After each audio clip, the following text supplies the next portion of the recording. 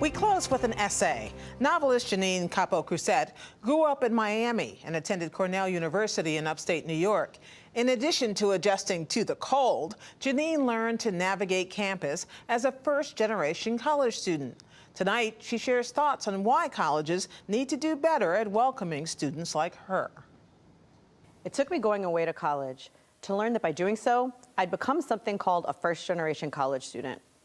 This means I was the first in my family to go to college, but it also meant I had no idea how much I didn't know.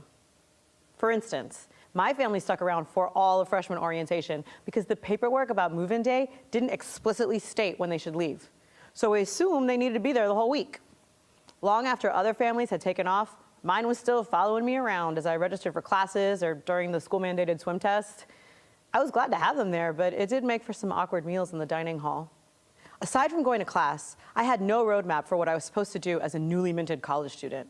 I navigated those first weeks by carefully watching what I thought of as real students, those whose parents had gone to college, who'd gotten a lifelong rundown of what was in store. That's how I knew to wear flip-flops in the shower or take notes in class, or that the visits to the writing center were covered by tuition.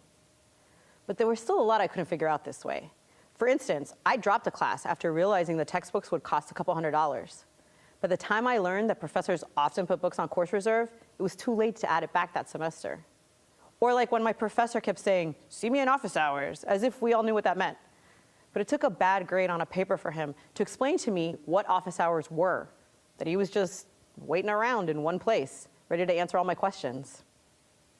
What could my college have done to show me how much I needed to know without making me feel dumb or out of my league in the process? This is where well-meaning administrators usually start throwing around the word mentorship. But too many colleges still think of mentoring as just meetings between two people, one who knows some stuff and another who doesn't yet know that stuff. Technically, I had a mentor my first year in college, but when I finally met him, he didn't seem to understand how confused I was, in part because he came from a long line of college-going folks. He didn't know how much I didn't know either. Formal mentors, like the one my college assigned me, need to be first-generation college students themselves, or have been trained by people intimately familiar with the challenges students like me faced. They need to do more than send us concerned emails. They need to knock on our literal doors. And they should be compensated for their work as mentors, not asked to volunteer or serve out of some sense of obligation to help out a past version of themselves. They need to be concretely valued for the resource they are, for the unique survival skills they bring to campus. I now work as a novelist and, believe it or not, a professor. Whenever I'm in front of a group of new readers or students, I ask those who identify as first-generation college people to raise their hands. I then congratulate them. I tell them how much it means to me to meet them, and I tell them that I'm one of them. But later, after whatever talk or lecture I've given, there's almost always someone who comes up to me and admits they didn't raise their hand because they didn't know being a first-generation college student was a fact they could be proud of. Only then do I admit to them something I know that they don't.